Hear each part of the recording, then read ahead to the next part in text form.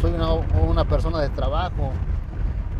¿Por qué tiene que pasarme esto a mí? O sea, quieren que sea uno malo para que no le pase a uno nada, o no sé. Porque creo a los malos no les pasa nada, siempre les pasa algo a los buenos. Entonces ese es pues,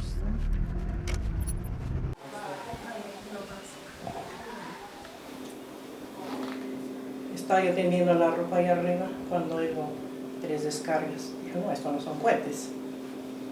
Y mi corazón me comenzó así, me presenté. Dijo, mi hijo.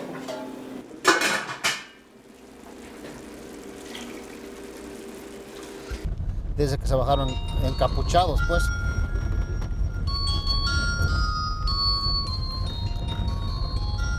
Mi esposa ya vamos a llegar.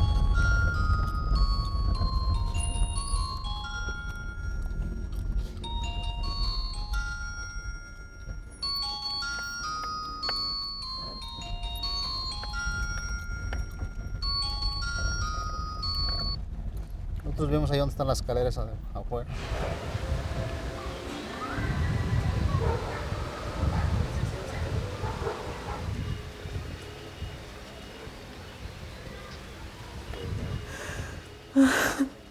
No sabe el infierno que estoy viviendo, de no saber nada de él.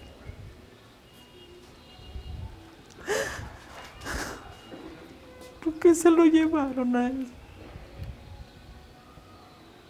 Él no es una persona mala.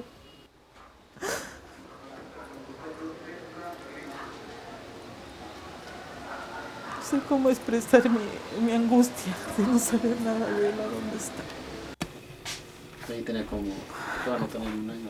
Mire, este es él, cuando estaba bebé, cuando estaba más.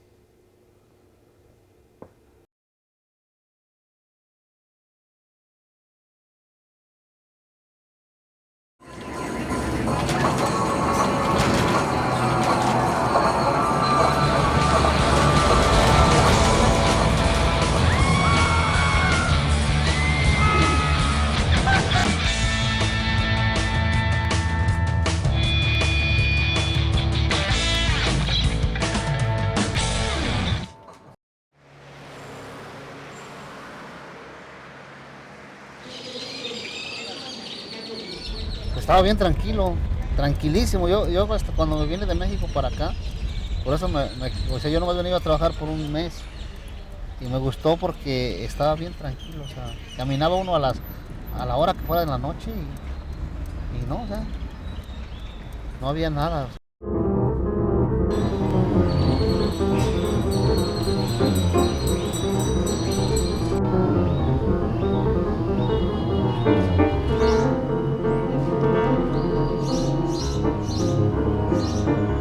Desgraciadamente en México el 99% de las desapariciones forzadas terminan siendo olvidadas, ¿no? No hay justicia.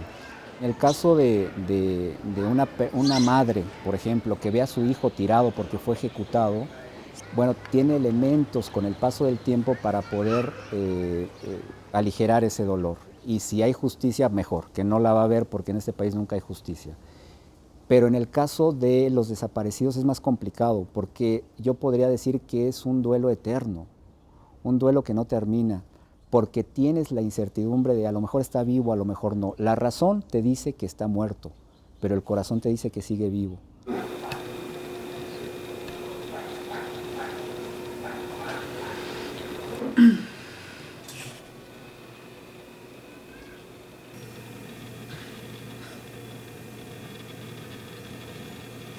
Esos son sus zapatos, ¿no?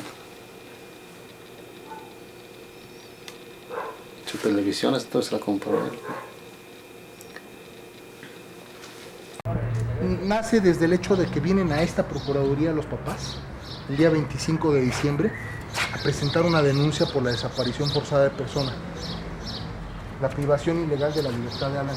Aquí es donde los papás por primera ocasión presentan su denuncia. El señor José Alfredo Cerón presenta una denuncia en esta procuraduría y empieza a relatar que la tarde-noche del 24 de diciembre un grupo armado al parecer había privado de la libertad a su hijo Alan.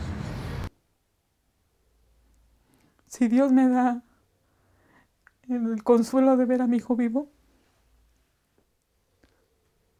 pues qué bueno, ¿no? Que yo lo encuentre con vida.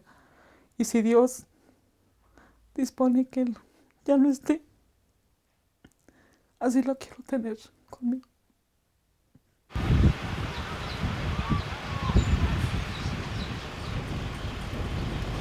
Ahí donde está esa banquita, ahí estaban ellos.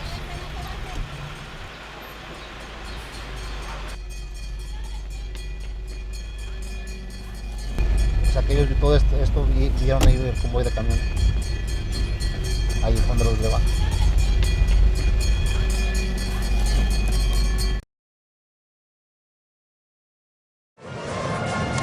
This is Mexico, the Royal Tour. ¿Listos?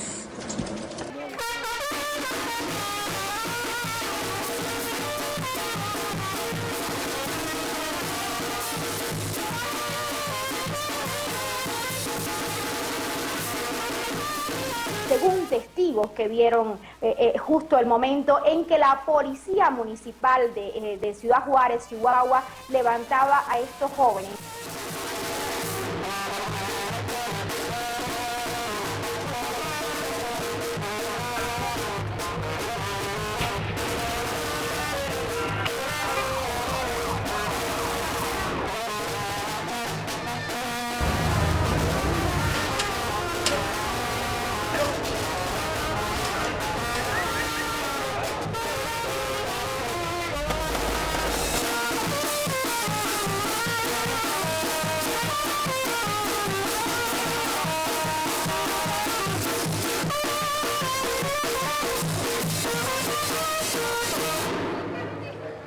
El desaparecido es una construcción social en un modelo de la guerra y del terror.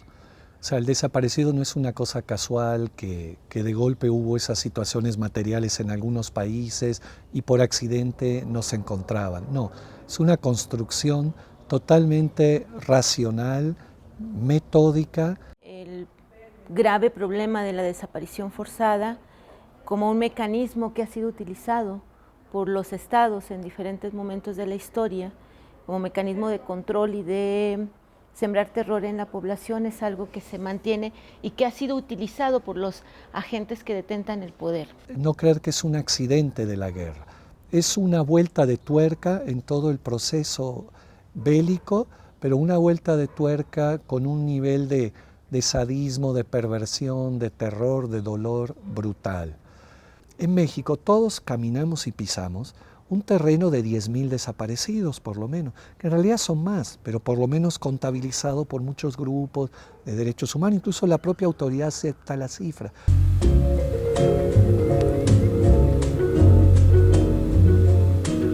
En los años recientes empezamos a ubicar como un nuevo incremento, una oleada de nuevas desapariciones, y aquí el perfil se nos mueve, ¿no? Cuando en décadas anteriores focalizábamos a gente con una participación política, una militancia, postura ideológica muy clara y pública, ahorita vemos que la mayoría de la gente que desaparece son ciudadanos común y corriente. La característica que marca estas desapariciones es el contexto en el que se da, que es en el contexto de una guerra declarada por el presidente Calderón en el 2006 contra la delincuencia organizada. This is pretty amazing. You scared? No. No. Actually, I'm enjoying. Good. Huh? Good. Well, you're the president. Yeah. But that is, I have other duties that are more difficult and more dangerous.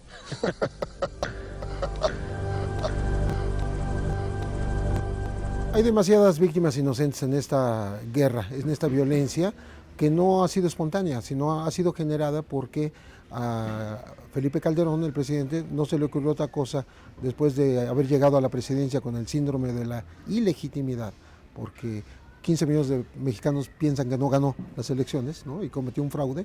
Entonces se arropó físicamente, se puso las ropas, la casaca militar, y llevó al ejército a las calles, empezando por su propia tierra natal, Michoacán.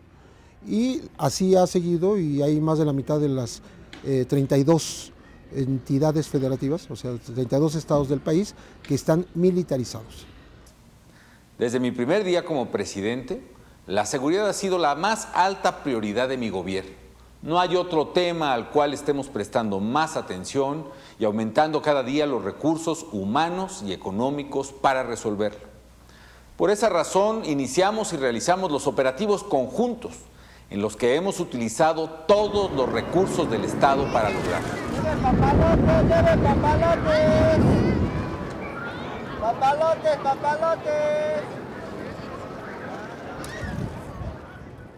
Es una buena medida mediática, convence a los conductores y periodistas más sofisticados de Estados Unidos, que ven a un presidente que aparenta hacer más cosas, que aparenta tener mayor agresividad contra grupos criminales, envía al ejército. ¿Quién puede negar la imagen mediática de enviar cientos de miles de soldados a la calle? O sea, es una medida excelente. Pero lo cierto es que el presidente, a sabiendas o no está tocando los intereses políticos y económicos que son la esencia misma de la empresa criminal.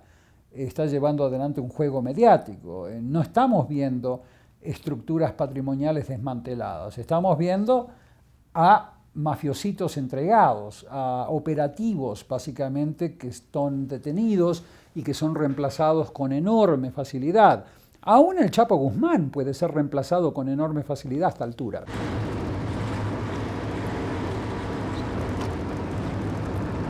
La desaparición de mi hijo pasó el 24 de diciembre, aproximadamente entre las 7:30, cuarto para las 8. Hay vecinos que nos comentaban que un comando armado que pasaba en ese momento por ahí levantó a mi hijo y a Alan y a otras 3 personas más. Pero sí dicen que se dieron la vuelta más abajo. Cuando se dan la vuelta es cuando rafagan la casa. Entonces los sicarios se llevaron a Alan y a sus amigos porque estaban buscando esta casa y no la encontraban. No la encontraban, yo creo que ya como ya llevaban a mi hijo, llevaban a los otros 2, obviamente que yo creo que a punta de trancazos los obligaron a que dijeran dónde estaba la casa y dónde vivía la persona que venían buscando, ¿no?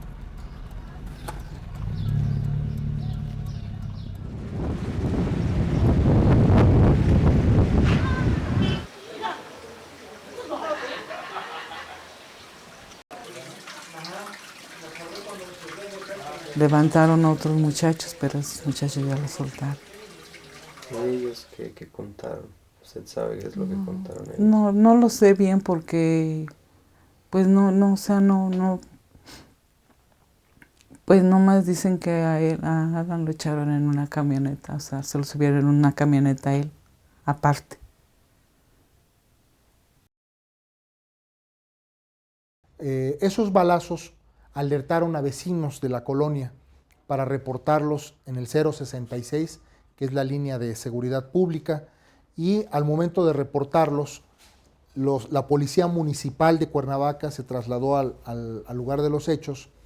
Tienen un primer enfrentamiento, una unidad de policía con las 6-7 camionetas que viajaban a bordo de personas relacionadas con el crimen organizado, llamadas sicarios, y la patrulla retrocede, pide auxilio a las demás unidades y ocurre un enfrentamiento que nosotros consideramos de los más delicados en Cuernavaca. Es un enfrentamiento entre policías municipales, entre sicarios, en donde hubo 11 civiles heridos, hubo 2 sicarios muertos en el lugar de los hechos. ¿Se sabe quién eran los 2 sicarios muertos? Pues sí, o sea, según uno era comandante de la ministerial de allá de Chilpancingo.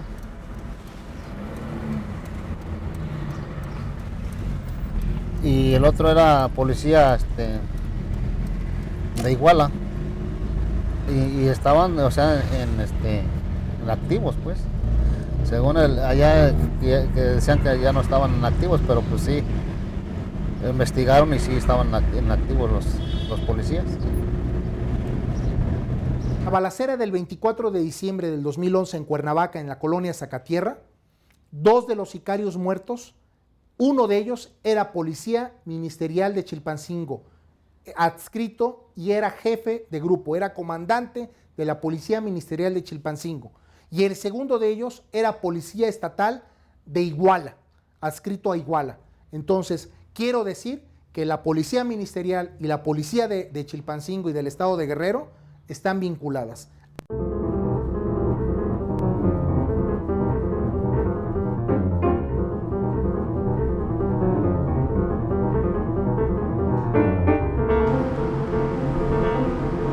Mira, cada madeja de hilo representa el cuerpo de un desaparecido, la superficie del volumen de su cuerpo. Cada madeja tiene una tira que tiene el nombre, dónde desapareció, el lugar, algunos la edad. Y ese cálculo se hace a partir de la altura y el peso de cada desaparecido. La desaparición forzada de personas se configura cuando existe una detención, sea legal o ilegal, de una persona. Cuando hay la participación, sea por omisión o sea por hecho, ¿no?, de un funcionario público, desde un agente de tránsito hasta el más alto funcionario que pueda haber. Y cuando, además de que se llevan a la persona, de que participa un funcionario público, niegan el paradero de ella. Está por ley ya en México, la desaparición forzada de personas es un delito continuado. No se acaba hasta que aparece la persona. Pero acá le llaman levantón, y con decir levantón es decir no lo investigues. Es como decir, pues los levantones son entre ellos, son los malos contra los malos. Aquí no interviene el gobierno, en teoría, pero no es cierto. Y aquí levantón debería ser desaparición forzada de personas o secuestro o privación ilegal de la libertad. Son las palabras que sí están en los códigos y levantón no está en el código. Es la verdad, el gobierno de Monterrey desapareció a mi hijo. Ellos son los responsables. ¿Sí? Y a ellos los señalo como responsables de la desaparición de mi hijo.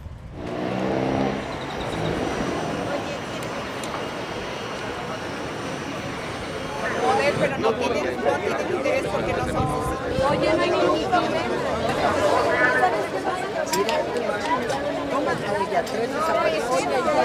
Lo que está sucediendo en México es una verdadera tragedia humanitaria. Tenemos más de 60,000 muertos o más de 50,000 y muchos miles de desaparecidos y torturados. ¿Qué es lo que está viviendo en México? ¿Qué es esto? El presidente les llama a todos estos desaparecidos, les dice bajas colaterales. Mi hijo es un ser humano, un padre de familia, no es una baja colateral.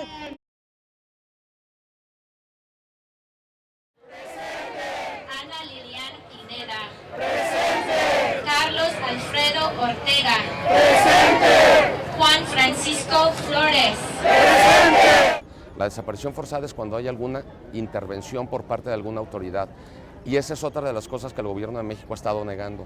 Cuando de repente nos damos cuenta de que agentes de migración o policías municipales o agentes del ejército detienen, desaparecen a las personas, a veces las venden para trabajos forzados, con intervención directa o indirecta de agentes estatales, ya sea municipales, estatales o federales. Eso es una realidad.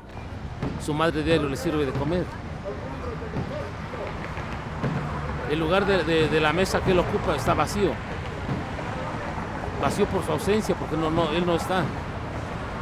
¿Te imaginas lo que es diario? Vives con tu problema. Caminas con tu problema. Te acuestas y duermes con tu problema. Despiertas con tu problema, porque despiertas y estás pensando en él. Si habrá comido, si estará vivo, si le habrán quitado la vida, si estará enfermo, si tendrá frío, si tendrá hambre. O sea, todo este tipo de situaciones a nadie se le desean, a nadie. Y eso el gobierno no le interesa. No le interesamos como ciudadanos. Su nombre de él es Melchor Flores Hernández, está más reconocido en Monterrey porque allá fue su desaparición. Su nombre artístico es Vaquero Galáctico.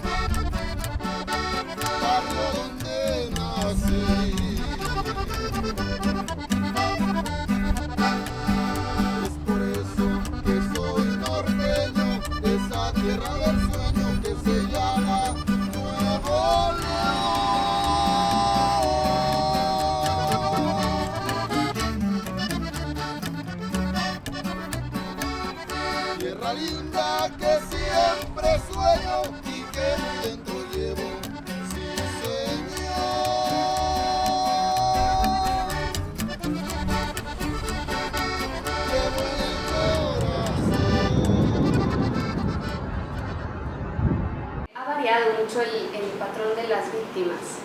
Los primeros casos que empezamos a documentar aquí en CADAC, que se suscitaron en alrededor de 2007-2008, los empezamos a recibir aquí en 2009 y en su mayoría eran policías y tránsito, agentes de tránsito que habían desaparecido en cumplimiento de sus funciones. Unos incluso eran escoltas particulares de secretarios municipales. Entonces, este es como el primer perfil y ya después fue evolucionando y yo creo que el mayor porcentaje de víctimas son hombres entre 18 y 30 años en promedio.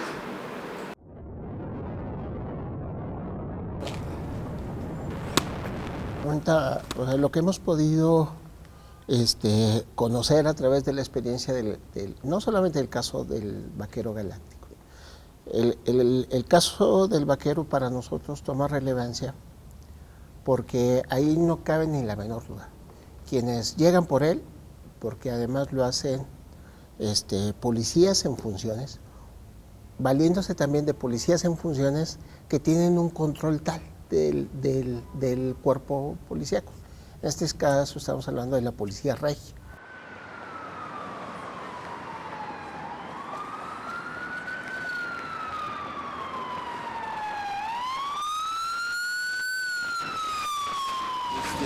Hay personas que lo vieron, pero hay personas que no han querido declarar por miedo y una persona que era testigo clave fue amenazado y fue golpeado y entonces no quiere declarar.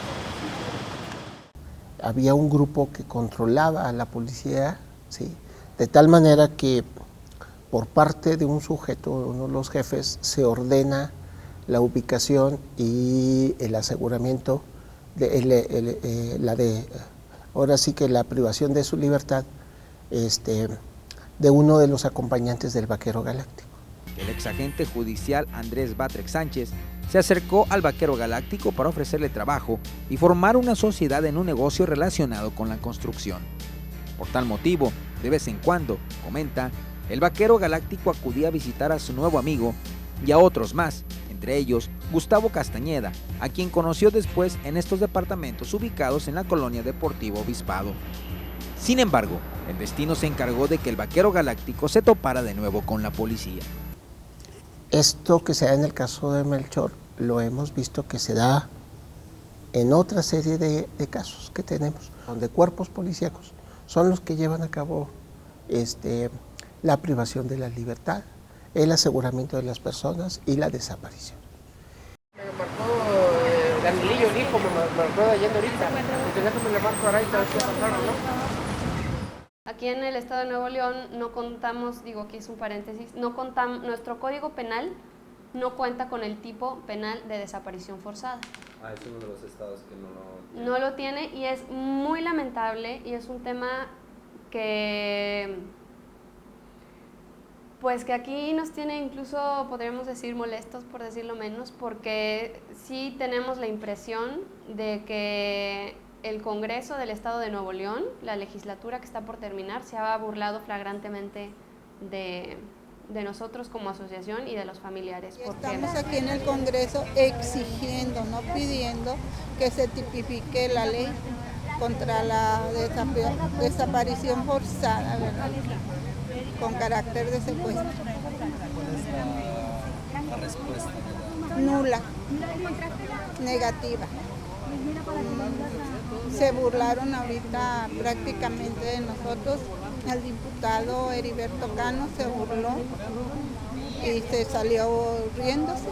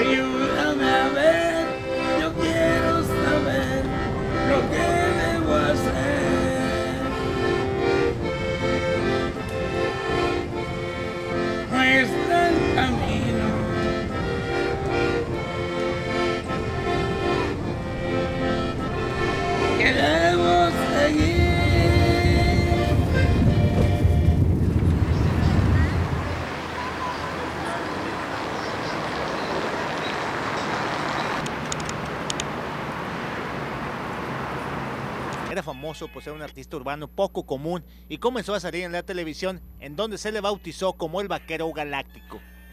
Hoy la realidad es que Melchor Flores Hernández, de 26 años, se encuentra desaparecido junto a 2 amigos y presuntamente fueron levantados en la colonia Deportivo Obispado en Monterrey. A ver, o sea, es muy simple. Es como si nosotros en este momento, aquí caminando, nos llegan unos policías.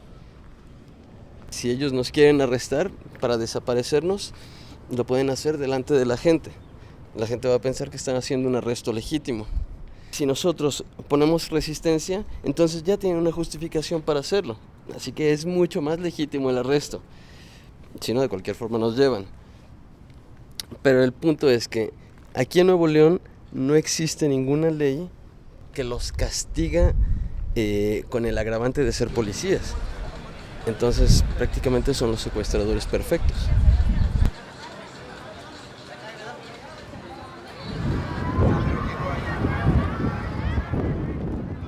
El Estado forma parte de la generación de violencia, porque son los policías estatales, municipales, los que trabajan como proxys de los grupos criminales. O sea, el Estado sigue siendo el problema, pero ya no nos imaginemos una junta militar diseñando las desapariciones.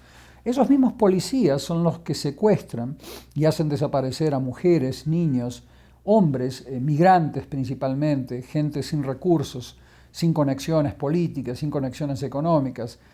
Los familiares vamos a seguir en la lucha, porque yo creo que es más grande el amor por nuestros hijos, ¿sí?, que el miedo, ¿sí? El miedo, como dijo una compañera, el miedo ya no los mataron, ¿sí? ¿Ya miedo a qué? ¿A que te maten? Te están matando en vida, te están enterrando en vida. ¿Miedo a qué puedes tener? Entonces aquí vamos a estar constantes. Mientras la gente de Monterrey quiera el vaquero aquí va a estar. Yo no me voy a ir.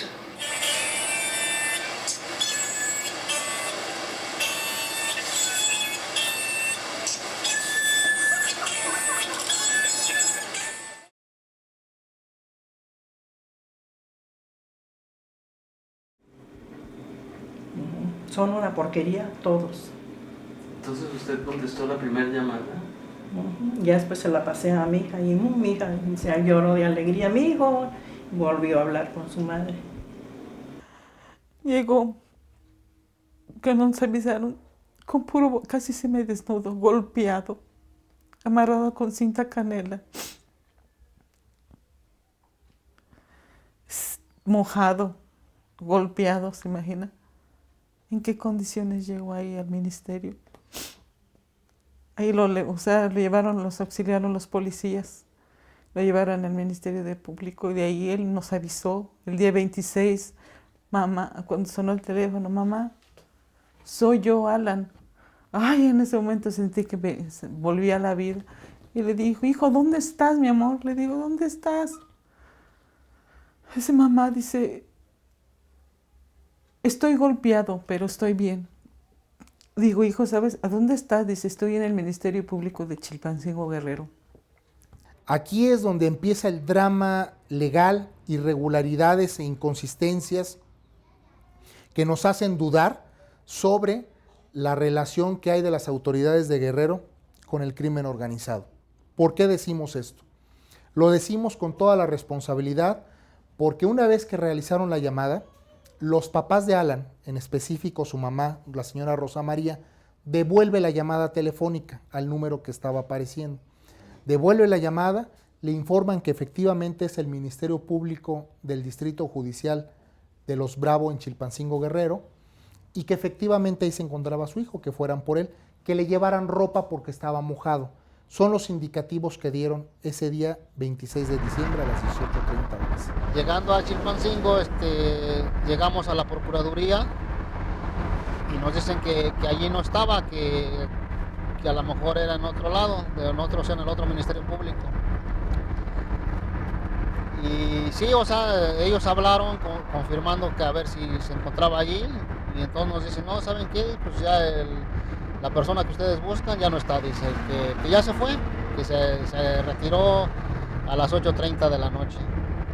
No, pero pues ¿cómo, no? ¿Cómo que se retiró? Digo, si uno le está diciendo que por favor lo detuvieran y eso, o sea, no hicieron eso. Nos dirigimos al Ministerio Público donde supuestamente estuvo mi hijo y llegamos con el Ministerio Público y nos dice esta persona que pues que no, que él ya se retiró, que porque se desesperó y que dijo que pues él se iba. Digo, y es mentira porque digo, si él, yo creo que como estaba golpeado y casi encuerado, porque dicen que nomás iba en puro boxer, es mentira que él se haya desesperado y se haya ido. Yo a mi hijo lo conozco y yo estoy seguro que él no se salió, alguien se lo llevó. Contradicciones en el Ministerio Público, imprecisiones, mentiras, falsedades, ¿no? Porque el Ministerio Público dijo que vio a Alan a las 6:30 de la tarde, 18 horas con 30 minutos del día 26 de diciembre. Cuando los policías municipales nos indican que habían puesto en auxilio, que así se los había pedido Alan, y una muchacha de nombre Lupita Román, los habían puesto en el Ministerio Público a las 14 horas con 30 minutos. O sea, hay un desfasamiento de horario muy cabrón, ¿no? O mienten los policías municipales de Chilpancingo que apoyaron a Alan a quitarle las cintas canela que traía en los pies y en las manos, o miente el Ministerio Público a la hora que tuvo contacto con él.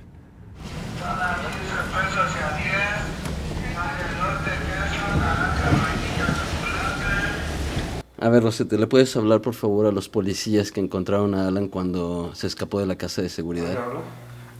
No, espérame a que me den el teléfono de él. Yo te los consigo, yo te los contacto. El celular. Pero de todos modos, o sea, si va a estar duro para ir a Chilpancingo... No, pero perdón, te contacto a esos güeyes, ¿no? Pero que es lo mismo, nos tendremos que ir a entrevistar a Chilpancingo. Sí, pero ya con confianza. ¿Cómo que con confianza? Pero, ¿lo puedo hacer que hablo? No, porque es importante lo que dicen ellos.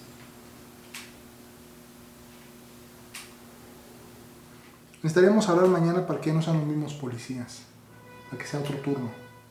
Ahorita ya todos ellos están alertados, ahorita que pedo, quién habló, que la chingada. Traen su paranoia más cabrona. Entonces lo van a dejar hoy, ya mañana ya se les olvidó. ¿Pero por qué Chilpancingo es tan peligroso? Porque está el núcleo de la mafia ahí, Federico.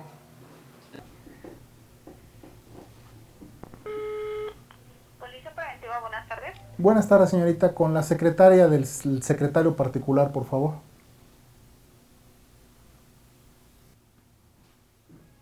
Bueno. Colgó. Bueno. Buenas tardes. Con la secretaria del secretario particular, por favor. ¿Cómo se llama la secretaria? No, pues no sé, señor. Si supiera, no le estaría diciendo cómo se llama. ¿Con quién hablo? Perdón. ¿No hablo a una oficina pública que es la Secretaría de Seguridad Pública del Chilpancingo? Bueno. Bueno. ¿Volvieron a colgar?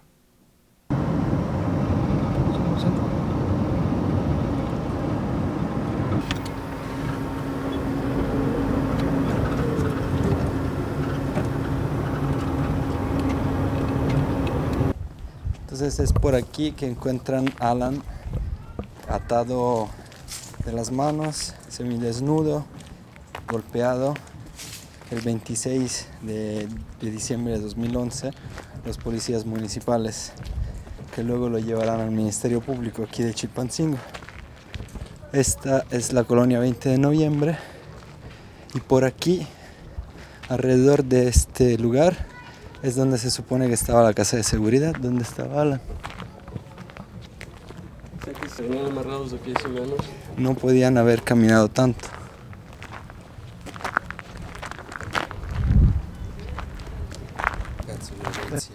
No. Un hombre severo.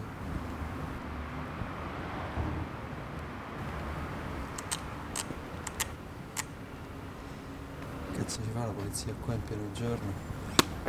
Se la casa di seguridad sicuramente stanno sorvegliando.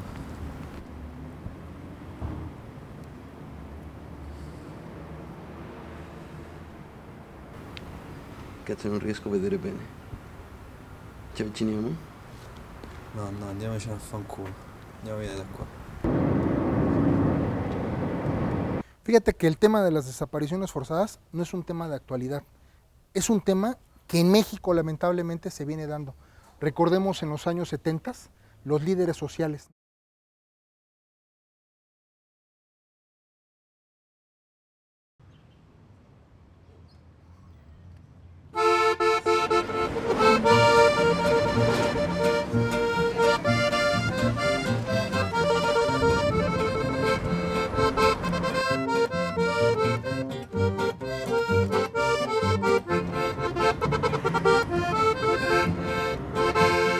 Voy a cantar un corrido, se lo dedico a mi padre.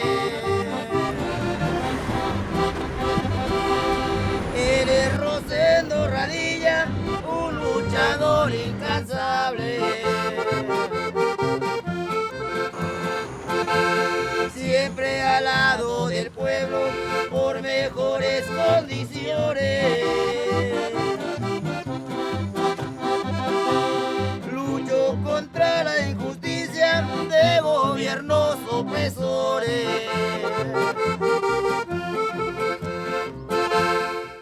¿Tú estabas cuando el ejército se llevó a tu papá? Sí, yo estaba porque mi padre estaba estudiando yo en Chilpancingo. Mi padre me había traído un año antes de su desaparición aquí, pero vino a visitarnos y vino a dejar dinero a mi madre. Y en la noche vino a visitarnos, yo no me dormí, pero en la madrugada oí que le dijo a mi madre: Victoria, la represión está muy dura, están deteniendo a mucha gente en Atoyac, dice. Pero dice: Rosendo, ya no vayas, yo tengo que ir porque allá están mis cosas, mi huerta, no puedo dejar eso. Entonces yo oí cuando le dijo mi papá: Victoria, esto es muy difícil, pero pues está muy duro y tal vez sea la última vez que te vea. Y a otro día me puse a llorar, que yo iba con él. Yo voy contigo, y me puse a llorar. Y mi argumento fue de que estábamos de vacaciones: no, tú llévame, voy contigo. Y me puse a llorar y necio hasta que me llevó.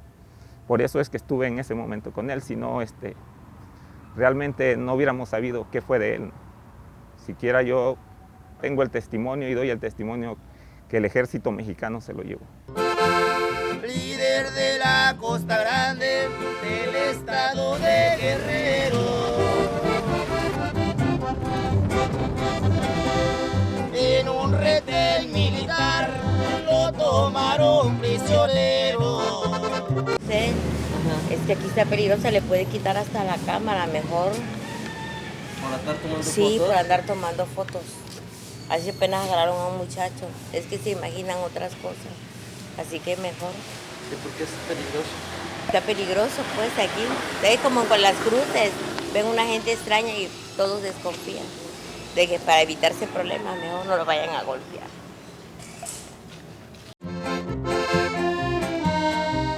Ejército mexicano,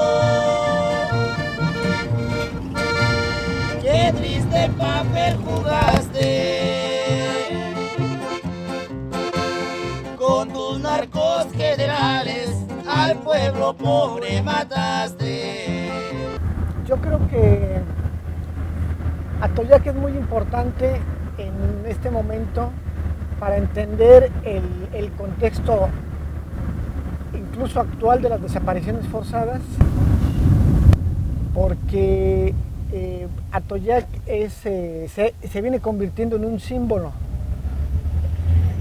Un símbolo es por un lado por las luchas sociales y por otro lado porque es el lugar en la República Mexicana donde más desaparecidos existen. Hay familias en Atoyac que tienen 2 o 3 o 4 detenidos desaparecidos. Todos ellos fueron llevados al cuartel militar de Atoyac de Álvarez.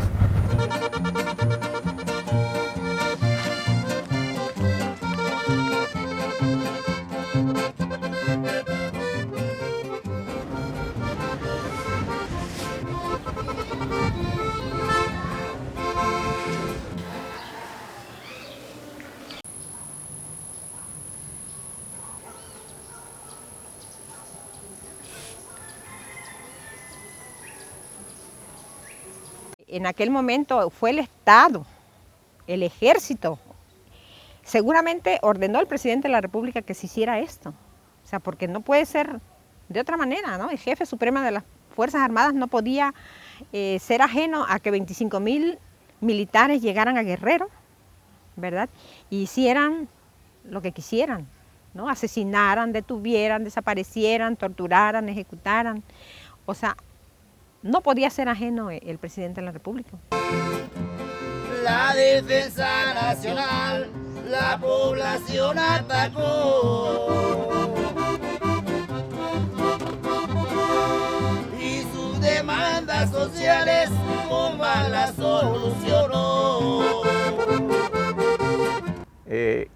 Veníamos de Atoyat en un camión de la Flecha Roja, en ese tiempo circulaba aquí, y en un retén en la colonia Cuauhtémoc detenían a los autobuses y bajaban a todas las personas. A todas las personas bajaban y registraban las maletas, todo registraban. Entonces, ya cuando nos íbamos a subir de regreso al camión, ya a mi papá ya no lo dejaron subir. Y le dijo a mi papá, ¿por qué yo no puedo subir? Dice, no, tú estás detenido. Dijo mi padre, ¿y de qué se me acusa? Dice, no, pues tú compones corridos, dice. Dice mi papá, pero eso no es delito. Y dijo el militar, sí, pero mientras ya te chingaste, dice. Y así se... Sí, así desapareció, jamás nos hemos pasado la vida esperándolo. Mi madre murió también esperándolo y nunca llegó. Y ella decía, Rosendo va a entrar por esa puerta. Y nunca regresó. Yo mejor lo que hice fue ponerme sus camisas cuando estuve más grande y sus pantalones porque mi mamá los seguía lavando.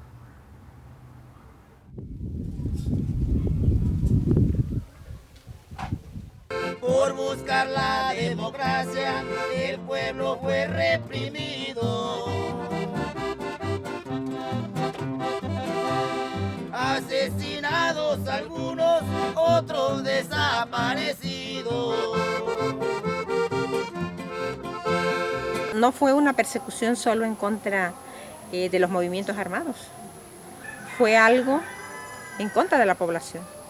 Atoyac es víctima, ¿verdad?, de esa política del Estado mexicano, en contra de personas que no tenían nada que ver, porque en su gran mayoría los desaparecidos no tenían nada que ver con los movimientos armados. Desaparición forzada, delito internacional. México no los castiga por pura complicidad. Entonces esto no se acaba hasta que se resuelva, porque fue injusto lo que pasó. Esto no debía de haber ocurrido ni ahora ni nunca, ¿no? Y terriblemente lo que está pasando ahora, en este momento, es terrible. Yo entiendo y sé el sufrimiento que tienen las familias de los desaparecidos que ahora se han llevado. Sea quien sea quien se los haya llevado, ¿no? Pero el mismo Estado sigue siendo responsable por permitirlo. Son heridas que no cierran, no pueden cicatrizar.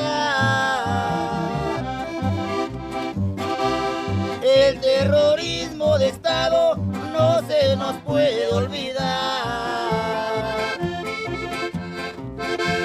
Ya me voy, ya me despido. No se les vaya a olvidar.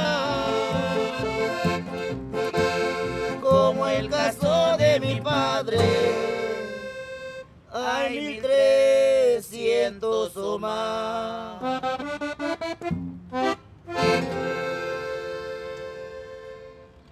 Nadie dijo nada, nadie hizo nada en contra de quienes perpetraron todos esos horrores que ocurrieron aquí. O sea, nadie hizo nada y no hubo sanción para nadie. Entonces, bueno, pues los mismos que estuvieron y que hicieron todas estas aberraciones, pues fueron los maestros de los otros, ¿no? Y yo creo que toda esa impunidad ha sido la que ha dado pie a que ocurra todo lo que está ocurriendo ahora.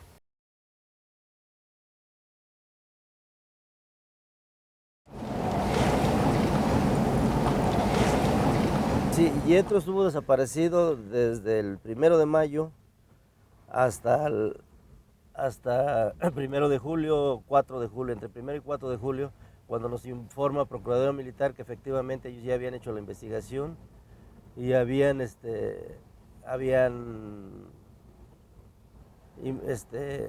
comprobado que Yetro había sido torturado y asesinado por elementos del mismo ejército.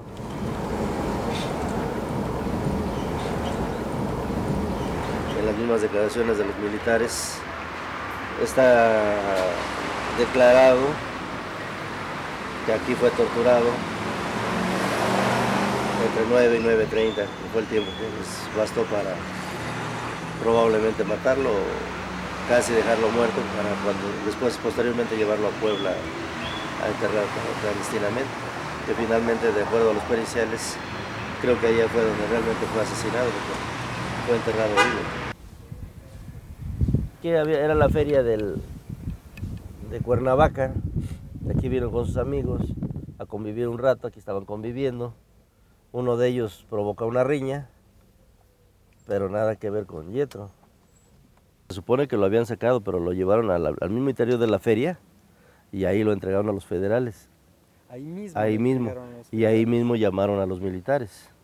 Pero pasó por municipales, por los federales, que ninguno de ellos tenía por qué haberlo entregado a los demás. Claro. O sea, ellos tenían que resguardar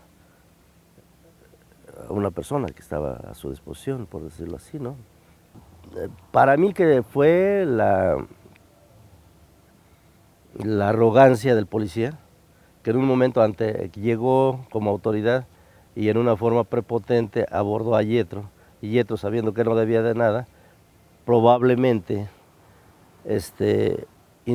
hasta lo insultó o le contestó en una forma incorrecta, Yetro, pero no era motivo para que le hiciera esto. O sea, y derivado de eso, le levanta la calumnia para echarle encima, de acuerdo a cómo estaba la situación, a lo que es los federales y sino al ejército, ¿no? Ya de ahí, pero derivó de una calumnia. La hazaña de los militares, ¿eso sí cómo se explica? O sea, ¿se entiende que este policía se haya sentido insultado? Lo entrega, pues aquellos sabiendo que el reporte de que él pertenecía a un cártel, pues probablemente quisieron sacar algo de lo que no había. O sea, le quisieron confesar algo de que ni idea tenía él, o sea, algo que no sabía. Lo detienen, se lo llevan, lo torturan, lo matan. O lo medio matan y lo van a enterrar vivo prácticamente, echándole ácido muriático. No ganaron, o sea, no hubo quien ganara nada ahí. Todos perdimos mucho.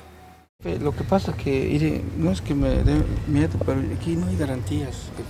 Salir de aquí, estaban los soldados allá, ahí en su camión que traía ellos. Entonces, pues uno como ciudadano piensa que al estar los soldados hay mucha seguridad. Digo, porque es su fin de ellos trabajar para servir a la población, ¿no? Pero pasó pues la cosa que después salió que se habían llevado una persona de aquí, ¿no? Un joven, y había desaparecido y ya nunca se supo si lo encontraron o no. Sí lo encontraron, lo mataron. Sí. Pues eso es, más es lo que uno tiene que decir, pues. Pero pues no estamos ciegos, todos damos cuenta de los peligros que hay aquí en este ejido, pues, y pienso que en todo Morelos, ¿no? Sí. Que hay mucha inseguridad por parte de las autoridades, digamos.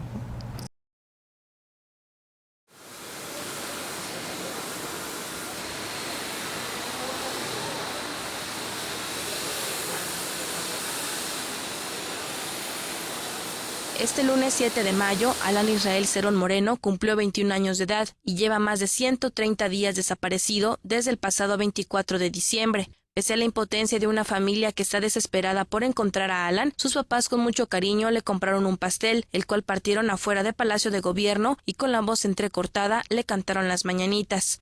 Despierta, Alan, despierta, mira que ya amaneció. Ya los pajarillos cantan, la luna ya se metió. El 29 de abril tuvieron los papás que venirse a encadenar a estas cadenas, a estos barrotes que están aquí, de la cintura y del cuerpo, y pasar 19 horas encadenados para solicitar una audiencia con el gobernador. Hace como un mes, no estoy seguro, pero hace como un mes tiene, un mes y cachito, que me amenazaron a mí o sea, que me iban a matar. Yo que estuve hablando con mi hijo, uno que tengo en México, como una hora por teléfono, y al acabar de hablar con él, como a la media hora, a la hora que acabamos de hablar, suena de nuevo mi teléfono, contesto y me dice una persona, te voy a matar, te voy a cortar la cabeza, cabrón. El único que me dijo y cortó, pues. Sí. Entonces, pues lo que... Y ya de ahí nos fuimos a la Siedo, a México, a reportar esa llamada, pues. Y ahorita la otra vez hablé y me dijo la licenciada que pues no han podido rastrear esa llamada de quién la hizo ni nada, o sea, que todavía están viendo eso.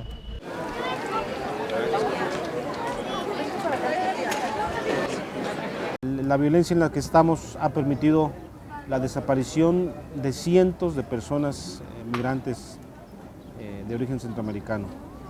¿Quién los desaparece? Bueno, el responsable directo es el Estado mexicano.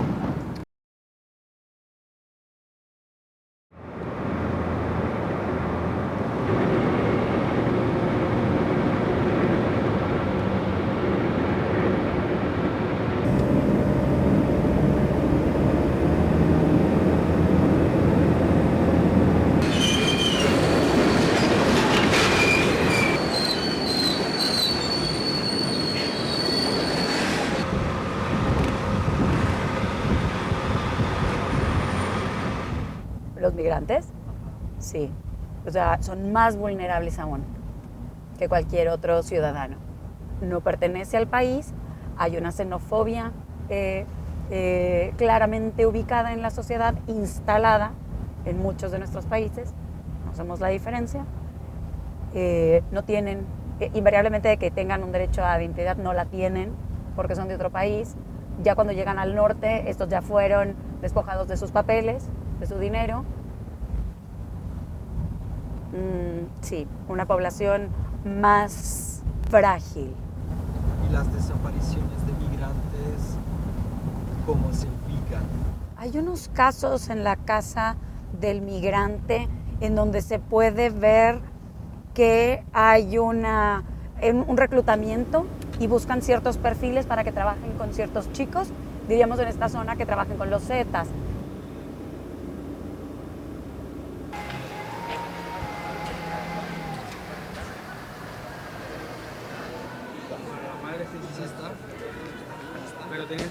Sí hay sospechas de que estas personas que están desaparecidas, muchas veces que son privadas de la libertad justamente por autoridades y luego entregadas o vendidas a la delincuencia organizada, pues tememos que mucha gente esté siendo reclutada de forma forzada. Es escalofriante lo que está sucediendo en este tema como de esta nueva esclavitud. Hay personas que comentan que estuvieron en municipios grandes, pero ellos asumen esta colusión entre autoridades y delincuencia organizada y a pesar de que están en espacios abiertos, saben que no hay escapatoria, que es como una cárcel, es como este aire que parecería libre, que daría sinónimo de libertad, al final de cuentas son paredes transparentes, que a ellos les cuesta mucho trabajo cruzar porque saben que una patrulla que cruce por la carretera, que la persona que a lo mejor está despachando la gasolina, la gente que está en la tienda, es como una red.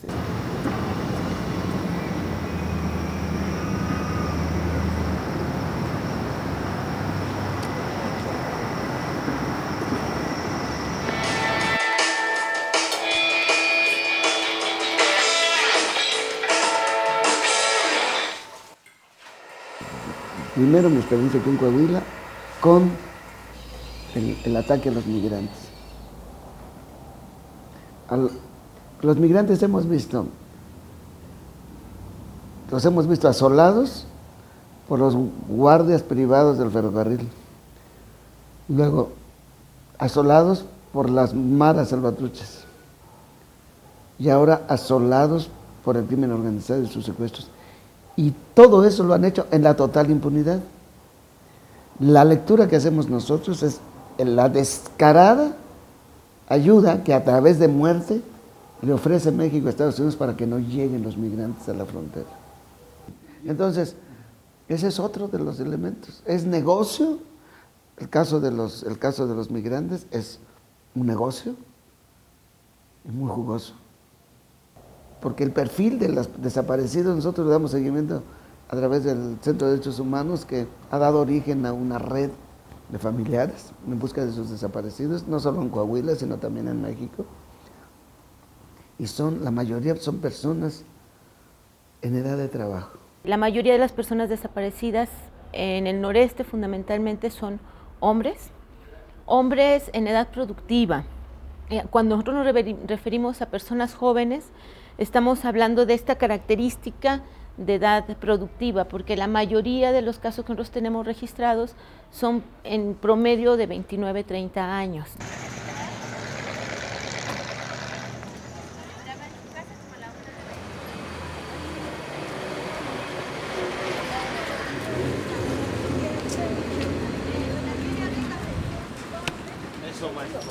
Claro.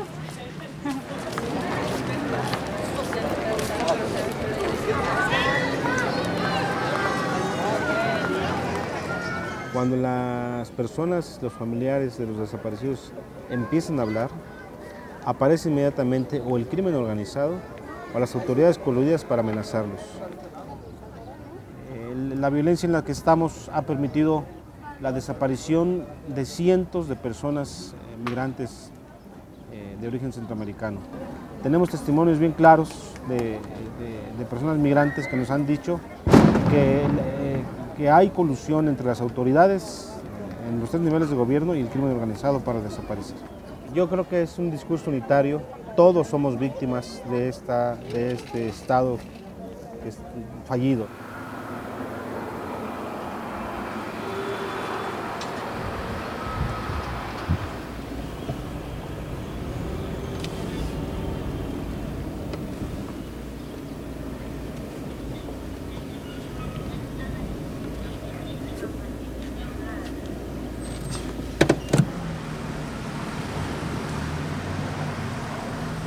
Tú eres un elemento de la policía y viene alguien y te dice, a ver, tienes 2 opciones, ¿quieres trabajar con nosotros o quieres desaparecer? Es dinero, plata o plomo, ¿no? Y es el fenómeno de que las corporaciones policíacas municipales son las más débiles ante esta infiltración. ¿Por qué? Porque al policía municipal todo el mundo sabemos quién es. Todo el mundo sabemos dónde vive, es vecino de nosotros, sus hijos están en la escuela con los hijos de muchos de nosotros.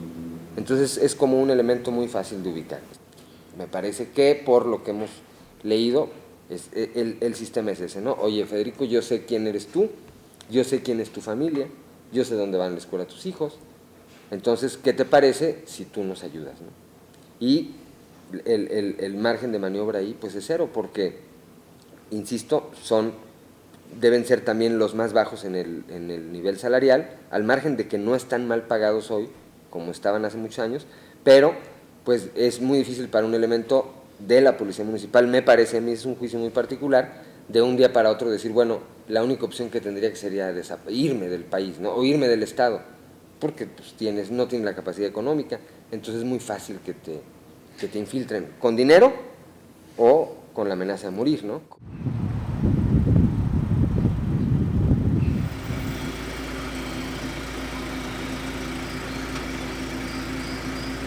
Se descubrió la vinculación de agentes funcionarios del Estado de Coahuila vinculados a una red de protección con delincuencia organizada. Entre ellos la delegada de la PGR que se sentó con nosotros, que escuchó todos los casos, el hermano del fiscal, el que era guarura del fiscal, su escolta, y cantidad de funcionarios que conocieron nuestros casos. Claro, nosotros estamos como muy conscientes que aquí no únicamente personas de los niveles, digamos, bajos a nivel jerárquico, obviamente que no son los únicos que están coludidos, ¿no? Aquí son ganancias multimillonarias que van desde los últimos eslabones hasta los eslabones más altos. Por ejemplo, en el caso de Coahuila, el año pasado se descubrió que por ejemplo, el hermano del fiscal estaba protegiendo a los Zetas y era un equipo que dialogaba, donde estaba una persona que era la delegada de PGR a nivel nacional, en el mismo equipo del equipo del fiscal del estado, del mismo equipo de la Sedena, del mismo equipo que los policías municipales, y ese mismo equipo fue descubierto casi a la par. Unos logran escapar, otros más llegan otro tipo de autoridades y se llevan a todos. Entonces, sí, definitivamente que estaban eslabones muy de contacto con la comunidad, de contacto con la población, como los policías, pero también sus jefes, gente de alto nivel, también estaba completamente coludida. Por ejemplo, en todos estos años íbamos constantemente a la Procuraduría a levantar las denuncias, y directamente había la delegada se llamaba Claudia. Por ella pasaron todos los casos de secuestros de migrantes de parte de crimen organizado que sucedió aquí en Coahuila. Y ningún caso avanzaba, todos se detenían, todos continuaban en reserva, ¿no? O si no, nos comentaban, no, pues es que siguen las investigaciones.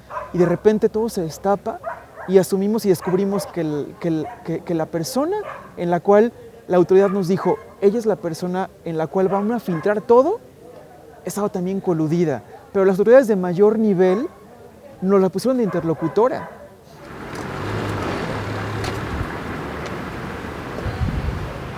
Que eso viene, y me queda muy en claro cuál es el caso al que te refieres, ¿no? Evidentemente formaban parte de un gobierno anterior, ¿verdad? Efectivamente, por lo menos en los primeros meses, ¿verdad?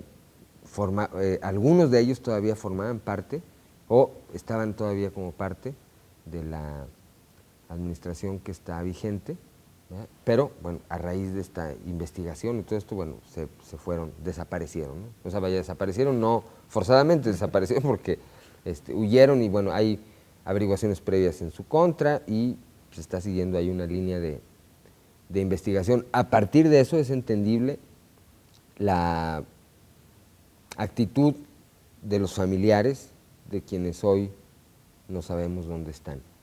Pero me parece que es importante también que valoren, que tengan confianza en las instituciones que hoy están vigentes, que hoy están haciendo un esfuerzo sin precedente en esta materia, que están haciendo un trabajo encabezado por el propio gobernador del estado para tratar, insisto, de encontrar o saber en dónde están quienes hoy no sabemos, de castigar a los responsables y de evitar que esto siga. Aquí hablamos de la Procuradora General de la República que sabía esto, o sea. Hemos dicho, si ustedes sabían por qué estaba sentada en la mesa de diálogo en el tema de desaparecidos, por qué estaba sentada en la mesa de diálogo en el tema de secuestros de migrantes, y no hay respuesta, lo que hay es silencio. La autoridad no sabe qué decir, porque no hay respuesta. Aquí ni siquiera estamos hablando de gobierno de estado. A nivel federal, y cesan a la subdelegada aquí, ¿no? Y le abren ahí un proceso penal. Entonces, bueno, hoy vemos, claro, es una cosa muy difícil de asumir.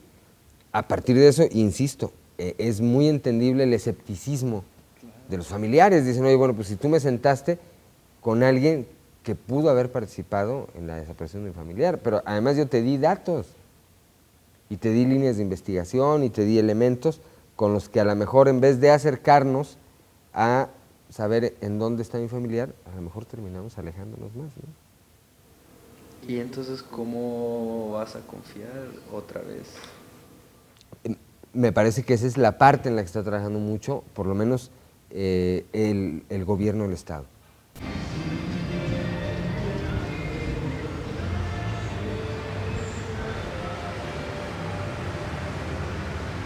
O sea, lo que ocurre en Coahuila con el tema de los desaparecidos del 1 de diciembre del año pasado hacia acá es totalmente diferente a lo que ocurría antes, ¿eh? Bueno, pero el actual gobernador de Coahuila fue secretario de Gobernación en el anterior gabinete, cuando era su hermano el mismo gobernador. Y tú reconoces que el gobierno anterior tuvo responsabilidades en muchas desapariciones, sea por acción que por omisión. Bueno, pues eso tendrá que juzgar los jueces y la sociedad. Nosotros no somos ministerios públicos, ¿no? Y quien tenga pruebas, pues tendrá que aportarlas. Ok, sí, pero como sociedad vemos lo evidente. Tendremos que aportarlas.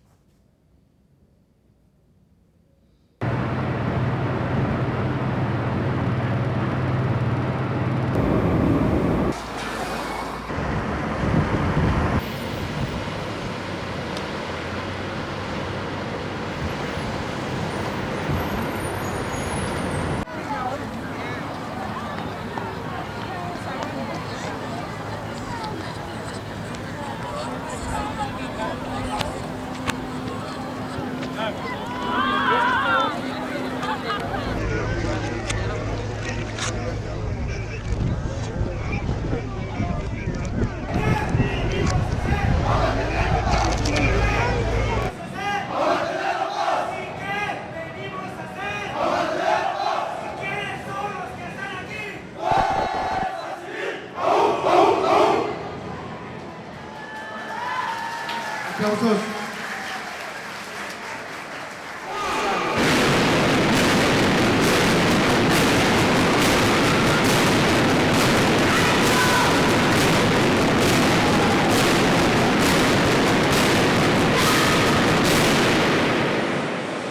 Es nueva la Fuerza Civil, ¿verdad? Sí. ¿Y cuál es la diferencia? O sea, antes que había, no había policía. Lo que pasa es que ahorita todos llevamos una universidad, somos los egresados de la Universidad de Ciencias de la Seguridad.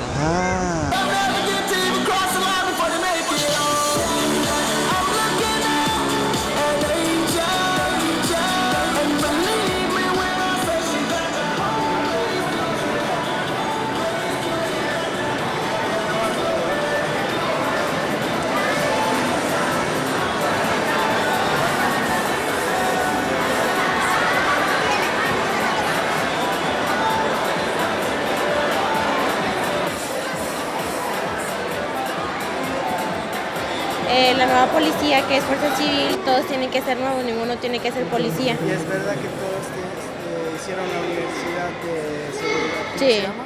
Ciencias de la Seguridad. Todos tienen que estar ahí. Sí, todos tienen que empezar por ahí, si no, nadie sale como policía y activo. ¿Y cuánto dura la universidad esta? 6 meses. 6 meses. Por eso ya no quiero armas en la vida. Adiós, patria querida, me voy lejos de ti. Miren, es precisamente ante tanta corrupción de los cuerpos policiales, ¿no? En donde, y después del clamor de muchos familiares, donde decíamos es que son los mismos tránsitos, los mismos policías municipales quienes están colaborando en las desapariciones y en los delitos, que se crea, ¿no? Que el gobierno del Estado crea una nueva instancia que le llaman Fuerza Ciudadana, Fuerza Civil. Esta Fuerza Civil está con pura gente nueva, jóvenes. Ahora, ¿qué es lo que pasa cuando lo exhiben como algo nuevo y en donde se juntan la necesidad de la gente que quiere confiar en alguien, en una institución, porque no hay ahorita en quien podamos confiar, que entonces se junta esta parte, ¿no?, con este ideal de que es una policía buena, cercana y lo demás. Somos fans de la policía. Sí. Hoy marcho a la guerra, morir o a vencer. Hoy marcho a la guerra, morir o a vencer. Este grupo de Fuerza Civil está cometiendo muchas violaciones, ¿no? Se está llevando a mucha gente, está deteniendo arbitrariamente. Entonces, es un doble juego. Por un lado, presentan como el modelo, el que ahora sí ya va a funcionar muy bien, cercano a ustedes, pero en la realidad, sobre todo en colonias populares, se están llevando a muchísima gente, hay muchísimas situaciones de vulneración. Lo que me llamó la atención fue el entrenamiento militar que ofrecían.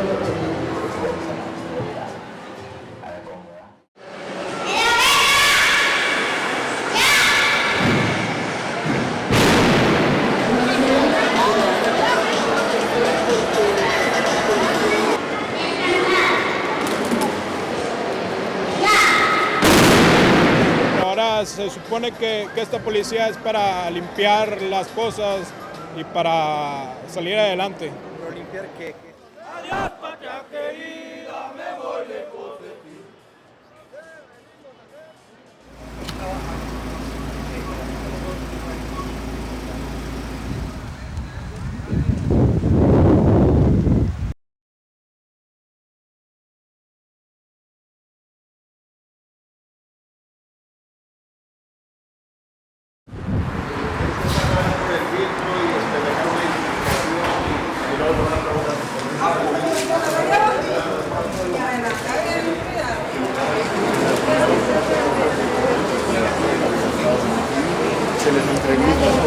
Disculpe, sobre la reducción de la pena, ¿qué va a pasar con la reducción de la pena en el caso de desapariciones forzadas? ¿La reducción de la pena? Sí, hay una reducción de la pena. Cuando aportan información verídica. ¿Cuándo aportan? Cuando aportan información verídica para encontrar. Digo, el espíritu, como dice ya que está una vez firmado la situación esa, el espíritu es pues, la colaboración y el obtener precisamente resultados positivos con relación a las personas que se encuentran desaparecidas. También cuando se trata de agentes del Estado que están participando en la desaparición. Sí, también viene la colaboración esa, la finalidad y el espíritu de esa reforma es el privilegiar el encuentro de esas personas desaparecidas.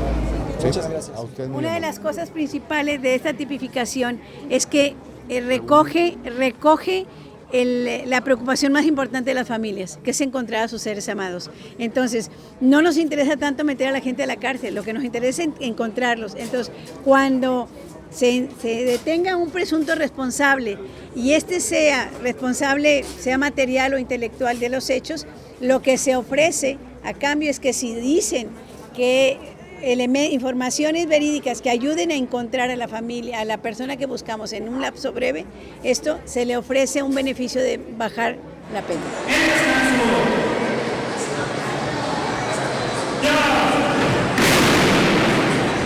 Y entonces de alguna forma esto va a facilitar. Ojalá y que realmente hoy sí tengamos un verdadero apoyo porque no hemos, de todos los casos que tenemos aquí en Monterrey, y que venimos 6 o 8 casos de México, del centro del país, y que venimos aquí cada vez que hay una reunión, pues no ha habido una persona que dijéramos, bueno, ya apareció. No es suficiente, es un paso. O sea, dijimos, hay como varias acciones, ¿no? a realizar. Una de ellas que nos parecía muy importante, porque si no, pues seguía la impunidad y la corrupción. Ahorita no sabemos cómo le vamos a hacer, pero tenemos un instrumento para frenar esta impunidad y esta corrupción. ¿Me explico? De otra manera no teníamos nada, porque entonces eran sancionados por privación de la libertad, que es un delito pues que no tiene nada que ver con la magnitud tan grande que es la desaparición y desaparición forzada, ¿no?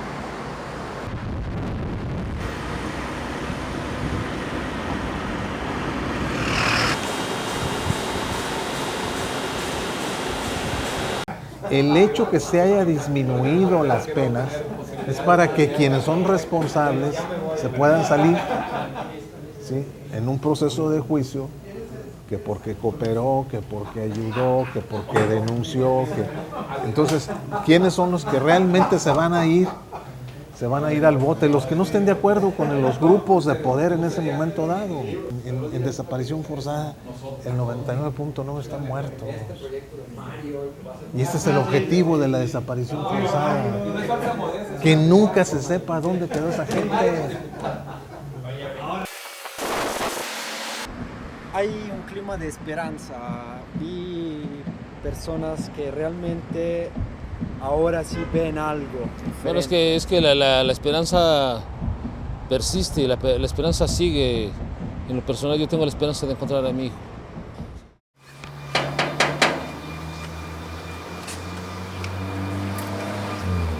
¿Es este lugar? Es una oficina de una subprocuraduría de... ¿Por qué no tiene el nombre?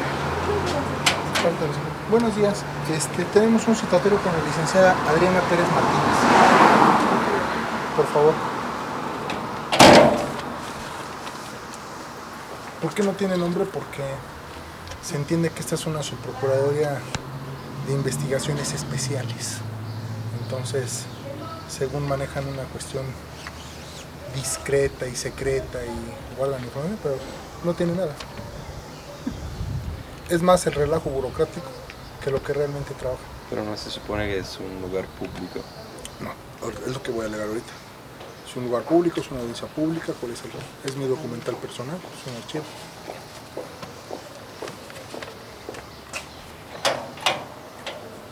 ¿Sí? Buenos días, la licenciada Adriana Pérez. No se encuentra, pero pasen. ¿Son los papás de, ¿Sí? de Alan? ¿De Alan? Sí. Vamos, pásale, señor. Pásale, por favor. Permíteme, lo que pasa es que es una casa de seguridad y no sé si pueden ver los No medios de necesariamente. comunicación. Es un edificio público. Discúlpame. No es ninguna casa de seguridad, porque entonces estaríamos hablando de un crimen de una organización criminal, ¿no? Casas de seguridad son para crimen. ¿Viene con los medios de comunicación? No, no son medios de comunicación. Es un documental personal, de archivo personal. Hola, licenciado. Hola. La licenciada está en la audiencia en Cuautla. Ah, pues nos citó. Lo citó hoy. Lo Sí. que pasa es que la audiencia inició el lunes, pero sí, inicia el lunes la audiencia, pero hasta hoy Ok, que continúa. nos manden otro citatorio, ¿ok? Ok, sí. ¿No? Sí, Bueno. Lo que pasa es que las audiencias de juicio oral no Sí, no son en un la solo están día. premeditando, Ajá, claro. las Se la fijan y señala el punto. juez, sí. Está bien. Sí. Vámonos. Hasta luego. Parte del proceso. Te citan y te dicen que no.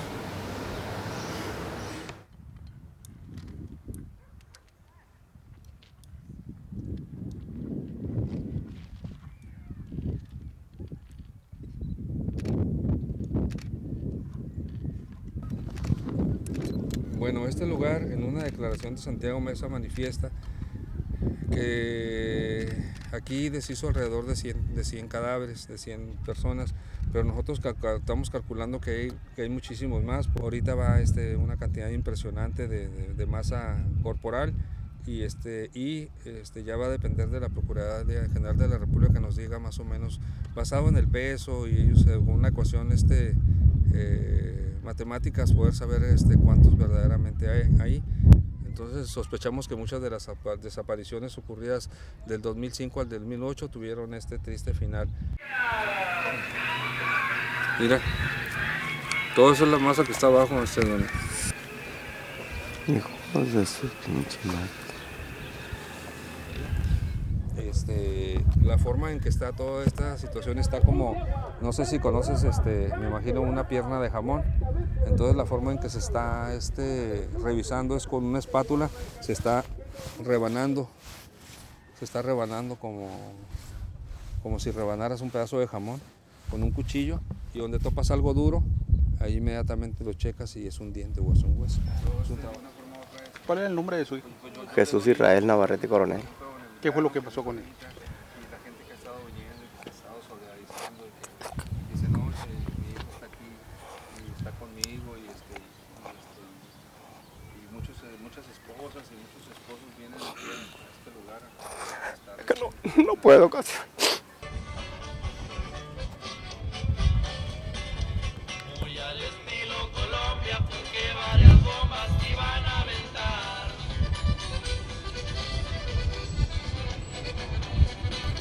¿Qué hacía el posadero? ¿Cómo actuaba?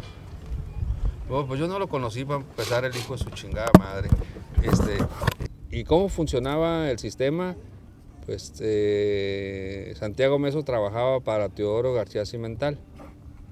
En estos lugares, gente secuestrada, gente desaparecida y gente que ajustaban cuentas, los traían aquí porque era la dinámica de trabajo de esa gente, desaparecer los cuerpos para que no quedara indicio. Se procedía a traer los cuerpos a este lugar y aquí Santiago Mesa, apoyado por un grupo de 4 personas más, hacían el trabajo de disolver los cuerpos y vaciarlos en la pila ya encontrada en esos momentos.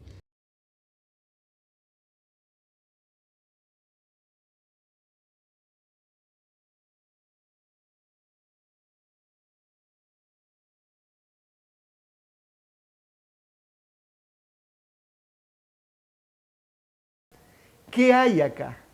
¿Por qué esta violencia en esa zona? Nosotros sabemos que desde el gobierno de Calderón, desde 2009, se comienzan a dar proyectos de integración energética transfronteriza. Es decir, la integración energética transfronteriza tiene que ver con el envío de electricidad de México a Estados Unidos, con el envío de gas, que está sin explotar ahora, pero fundamentalmente de petróleo a Estados Unidos. Ahora, estamos hablando de los energéticos. Parte del comercio mundial y la relación bilateral México-Estados Unidos también circula a través de esta frontera. Aquí, en esta parte, esto es el estado de Tamaulipas. Tamaulipas, como se ve, es lindero con el Golfo de México y linda también con Texas.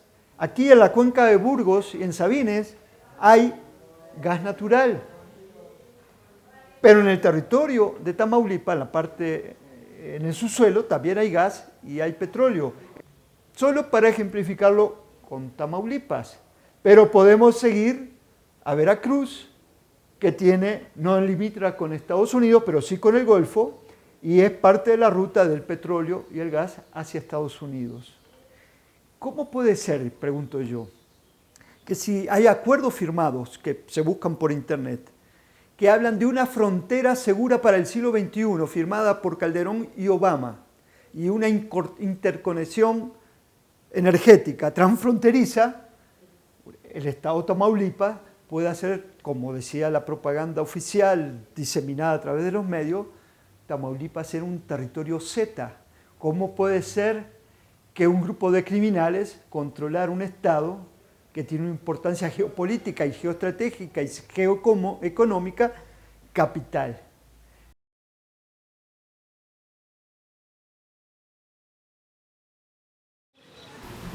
Yo no asimilo que haga en este momento, a pesar de que ya lo vi, siendo que ando por ahí en un viaje largo. ¿Cómo encontraron el cuerpo de Alan cuando lo desenterraron? Lo encuentran a 50 centímetros bajo tierra, lo encuentran sin playera, con una bermuda y los pies rotos, ¿no? Se trata de Alan, es lamentable y obviamente nos duele haberlo encontrado en esas condiciones. Sin embargo, creo que es importante que lo encontramos. No nos quedamos satisfechos con las versiones que nos iban dando, con los oficios de colaboración que manda una procuraduría a la otra, con la obligación que tenía la policía de investigar. Concluimos la investigación, esa primera etapa de localizar a Alan, vivo o muerto. Pero viene la etapa más importante, la exigencia de la justicia. Pero pues yo me siento tranquila porque ya sé que está aquí mi Joaquín, que sea así. Ya está conmigo. Que finalmente eso es lo que yo pedí. Yo no quiero nada con esas personas, ni las conozco, ni sé ni quiénes sé. Yo no más quiero que me entreguen a mí, no sé.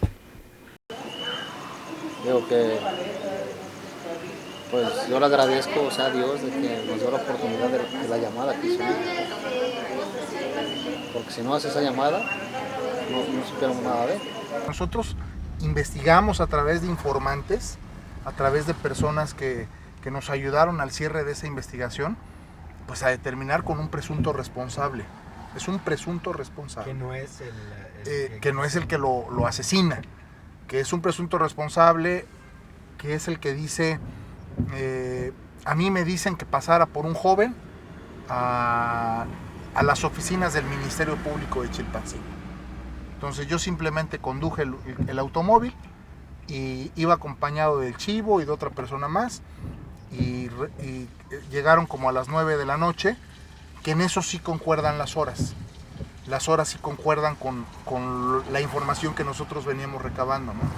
Eran las 9 de la noche del mismo día 26. Del mismo día 26, cuando pasan por él, lo levantan, lo privan de su libertad y lo llevan a donde lo enterraron, ¿no? ¿Hasta dónde nos puedes decir cómo fue que llegaste a esta persona que luego resultó ser el chofer? O sea, ¿cómo llegaste a este personaje? Desde el punto número 1, Federico, te repetía que el protocolo de investigación es constituirte en el lugar de los hechos. Sí, pero ver a las más personas en que están ahí. específico. En concreto, Sí. es que todo es una columna. Empieza en el 1 y termina en la Z. Llegamos hasta los ministerios públicos, llegamos hasta ex policías ministeriales de Chilpancingo, llegamos a tener contacto con el ex coordinador de la Policía Ministerial de Chilpancingo, él nos aporta otra información mayor, empezamos a cerrar pinzas, empezamos a trabajar de la mano con mi grupo de investigación y el grupo de ex policías ministeriales, y que obviamente no digo que toda la policía, pero sí digo que la gran mayoría está vinculada con el crimen organizado. Sí, que el comandante le decía al licenciado que si él lo reemplazaba en su puesto, que él le entregaba al paradero de Alan, pues, que él sabía, él en 5 días máximo le entregaba su paradero de Alan. Ahorita dice que ya casi no le ha hablado, pero sí todavía le sigue hablando de vez en cuando este comandante. Eran policías los que en primera instancia estaban presentes como sicarios en el primer secuestro de Alan. Eran supuestamente policías los que avisaron de alguna forma o ayudaron a que esos criminales supieran que Alan estaba en el Ministerio Público, y son los mismos que hacen declarar a Misael, si no estoy equivocado. Entonces no puede ser que la declaración misma de Misael sea una declaración, entre comillas, inducida. Yo creo que cabe la posibilidad, estamos en un mundo de posibilidades, sí cabe la posibilidad que esté inducida, cabe la posibilidad que obviamente a alguien le urgía ya entregar el cuerpo en las condiciones que fuera, pero no tenían la persona indicada para poderlo hacer. El hecho de nuestra investigación nos llevó a través de informantes y de una tarea ardua, de estar toque puertas, nos llevó con este presunto responsable, ¿sí? Pero obviamente que pueda caber el error, también puede caber. Sin embargo, creo que al haber policías en el primer levantamiento de Alan, haber policías dentro de la Procuraduría en el segundo levantamiento de Alan, al haber policías coludidas con el crimen organizado, obviamente se deja la puerta abierta de que pudieran haber tenido a alguien y que simplemente trataron de vender una oferta. ¿Por qué? Porque el excoordinador de la Policía Ministerial de Chilpancingo, Guerrero, de apellido Urquizo, al final de cuentas tenía contacto conmigo, y al final de cuentas lo que le urgía era ayudarme a concluir esta investigación. ¿Qué te quiero decir? Que posiblemente haya tenido participación en esta desaparición forzada.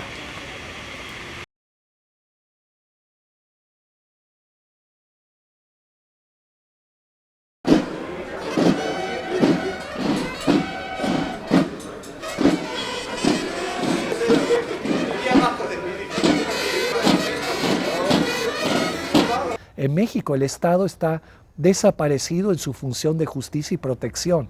No hay a quien pedir seguridad ni protección en México. Pero eso no quiere decir que no existe, al contrario, es un error creer en el tema de que el Estado esté rebasado o algo. No, el Estado construye este proceso, es parte del proceso delictivo, no es que está ausente o rebasado. No, es un socio en un proceso. Dios te bendita eres entre todas las mujeres y bendito sea el fruto de tu vientre, Jesús.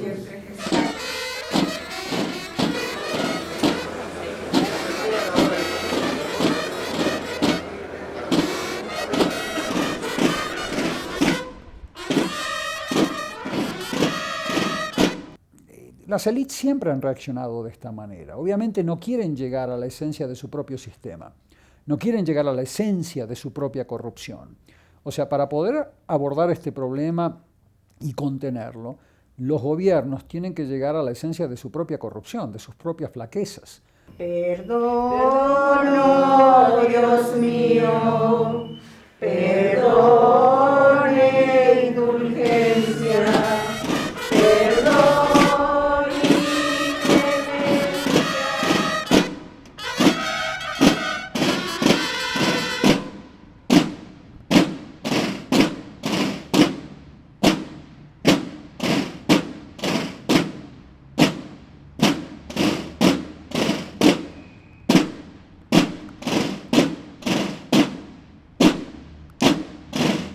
es muy interesante ver cómo el gran capital del mundo sigue en este afán de adueñarse de la tierra. Pero una de las metodologías, por supuesto, que es causar violencia, les está abonando. Por eso el papel de Calderón ha sido terrible y terrible. Lo que ha dejado detrás de él es una cosa espantosa. Por eso yo dije, pues es el peor que hemos tenido todos es el más cruel, el más sanguinario y el más inmisericordia. Entonces, esto es, y les deja abierta la puerta a los que vienen. El licenciado Peña Nieto será nombrado presidente electo y a partir del 1 de diciembre será el próximo presidente de la República. Por eso quiero felicitarle sinceramente, expresarle también que mi gobierno tiene la absoluta disposición de colaborar con su equipo. A las 11 de la mañana con 14 minutos. La Constitución y las leyes que de ella emanen y desempeñar leal y patrióticamente el cargo de presidente de la República que el pueblo me ha conferido, mirando en todo por el bien y la prosperidad de la Unión, y si así no lo hiciere, que la nación me lo demande. Chiquitibuna la bim bomba. Chiquitibuna la bim bomba. A la bim bomba. Alan, Alan, ra, ra, ra.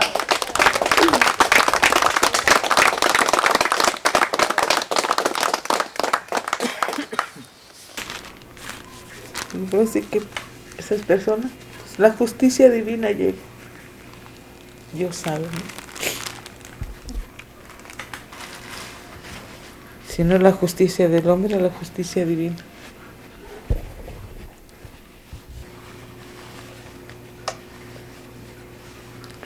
Que Dios los perdone.